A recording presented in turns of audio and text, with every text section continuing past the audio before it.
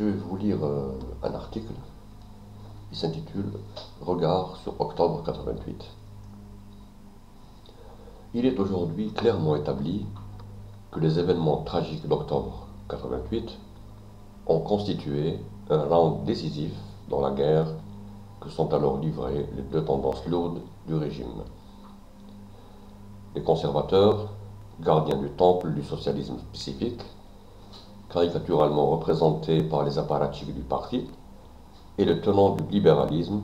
dont les stratèges siégeaient à la présidence, ont vu leurs divergences s'amplifier et atteindre un point de non-retour où la négociation n'était plus de mise. Après plusieurs années de lutte intestine et au terme d'un été pourri, durant lequel les manipulations à grande échelle ont éclaté au grand jour, le discours du 29 septembre 1988, où Chadli appela sans nuance à la révolte populaire, a été le détonateur officiel des événements qui se sont déroulés quelques jours après, et le dérapage dramatique qui s'en est suivi a été classé dans le chapitre Pertes et profits. En politique surtout, la fin justifie les moyens, et tout le monde sait qu'on ne peut faire d'omelette sans casser d'œufs. Avec fracas certes, l'option de la présidence est finalement passée. Au-delà du souci légitime de la recherche de la vérité sur les événements d'octobre, les relents des planches coupées, Potemkin, Rosier, Etna, etc., réels ou supposés, perceptibles depuis quelque temps par romans et presse interposée, ne doivent en aucune manière constituer un leurre, un de plus, pour maquiller encore une fois la nature du système. L'assassinat en direct de Mohamed Boudiaf, 1992, l'énorme scandale du premier procès des cadres de SIDER, entreprise nationale de sidérurgie, 1997, sont entre autres autant d'indices sur l'incommensurable perversion des clans qui sont dans le centre ou à la périphérie du pouvoir. Comment expliquer par exemple le fait que jamais n'ait été prise l'initiative de bloquer les comptes bancaires suisses de dignitaires algériens, et ce malgré la réglementation helvétique en vigueur, permettant la levée du secret bancaire,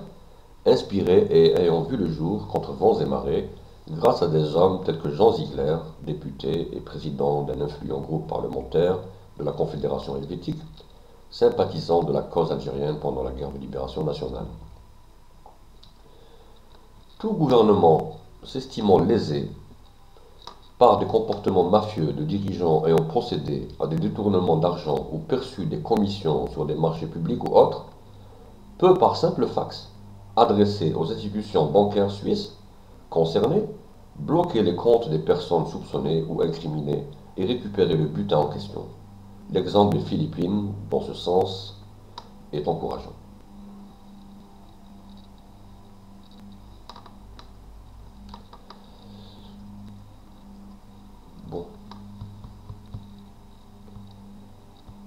Poser par ailleurs la problématique des événements d'octobre 88 en termes de pratiques institutionnalisées de la torture, liées uniquement à des contingences particulières pendant un certain nombre de jours, est une contre-vérité historique du fait que la pratique de la torture a toujours été à ce jour une réalité jamais démentie. Les témoignages de Bachir Hadjali et de Maître Zerwan, ainsi que la fameuse réponse faite à ce dernier dans Algérie Actualité 1989 par Belhamza alias Roger, sont entre autres très révélateurs de la nature du système.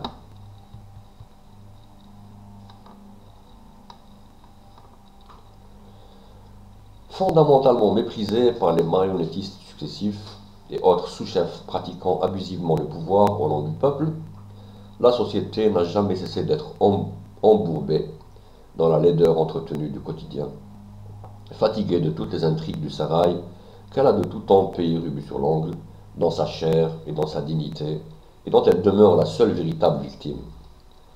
comme elle l'a été avant, pendant et après les événements dramatiques d'octobre 88, malgré les grands espoirs démocratiques suscités alors. L'option de l'économie de marché appelait donc de toute évidence une gestion appropriée de la société. dans le sens où il fallait mettre en place un système basé sur le multipartisme et un tissu associatif qui, même de façade, même manipulé, aurait permis de donner le change et de réduire la pseudo-légitimité et l'hégémonie du parti unique et de ses organisations de masse, considérées comme le bastion des apparatchiks et des tenants de la doctrine socialisante à l'algérienne. La problématique des rapports armée-pouvoir ne se posait pratiquement pas dans l'esprit des services de la présidence et de l'armée, du moins en termes d'institution, du fait de la réalité du pouvoir et de la stabilité de la structure du commandement par la pénétration de facto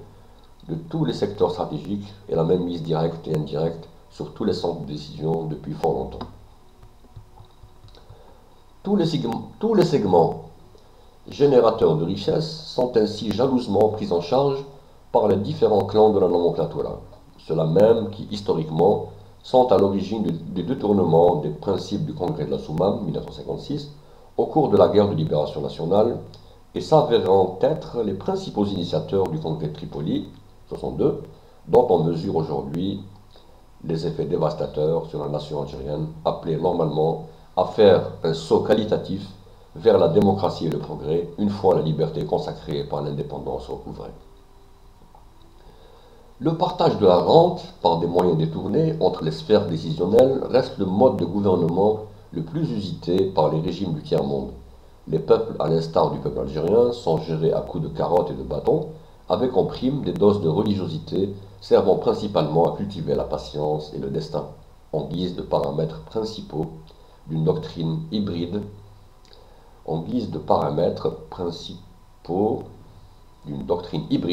basée sur la sécurité du pire.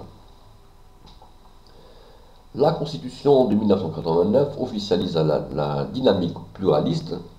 et la professionnalisation de l'armée. Les victimes d'octobre 88 sont encore officiellement considérées comme étant des victimes d'accidents du travail. Les tortionnaires furent amnistiés au même moment que les éléments du groupe islamiste de Bouya Ali, condamnés quelque temps auparavant pour activité terroriste. La suite des événements a démontré que le moteur principal de cette dynamique, il est vrai avant-gardiste, dans le monde arabo-musulman, fonctionne selon le principe de cette réflexion d'un penseur de la fin du siècle dernier, qui consiste à considérer que le, je cite, libéralisme s'entretient qu'en entretenant les risques de guerre civile. Fin de citation. Appliqué par ailleurs à souhait, avec zèle et incompétence par tous les régimes en déficit de légitimité et qui considèrent les peuples sous leur coupe comme étant des infrahumains manipulables selon une théorie rodée et justifiée par les intellectuels de service et autres commis. Par la fumeuse rhétorique qui consiste à dire qu'à l'instar des pays modernes, Europe et autres, il faut bien que le sang coule à flot pour la mise à niveau nécessaire à l'accession à la modernité et à la paix finale. L'économie de marché, considérée comme une option stratégique incontournable qui ne devait plus souffrir de retard, la gestion de l'ouverture politique avait déjà commencé quelques années avant octobre 1988.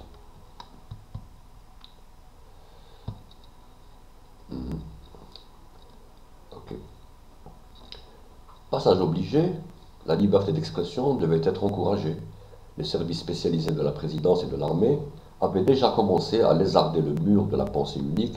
en encourageant la contestation tous azimuts par l'ouverture de brèches calculées dans les divers secteurs, dont celui de l'information, en parrainant et en recrutant directement, dans le vrai sens du terme, des hommes de plume, dont les convictions premières ne sont nullement ici mises en doute, dont les écrits et manifestations intellectuelles et artistiques étaient jugés capables d'induire l'effet psychologique nécessaire à lancer la boule de neige de la contestation. C'est ainsi qu'au sein des journaux, qui théoriquement étaient sous la coupe du parti ou du gouvernement, des plumes s'imposèrent à longueur de colonne et sortirent la tête du magma grouillant des autres fonctionnaires de la presse d'État, en contestant frontalement des options déclarées du régime et en dénonçant au premier niveau d'analyse, bien entendu, les ratages déjà constatés de visu par tout un chacun. Il est vrai que ce fut une véritable bouffée d'oxygène que d'avoir pu enfin exorciser quelque peu ses peurs en disant certaines choses à haute voix, sans risquer systématiquement les intimidations et autres formes de représailles. 12 ans après, 12 ans d'imbroglio politique et presque autant d'une horrible guerre fratricide, que reste-t-il des espoirs suscités par cette vague juvénile, manipulée sans état d'âme et exécutée sur l'autel des calculs machiavéliques d'une nomenclatura qui reste, toute tendance confondue, instinct de survie oblige, hostile à l'édification d'un véritable état de droit, dont les fondements ont pourtant été magnifiquement imaginés et mis sur pied dès 1956 par les penseurs et authentiques combattants de la révolution algérienne, malheureusement déviés à dessein. In La Tribune du lundi 9 septembre 2000. C'était comme ça.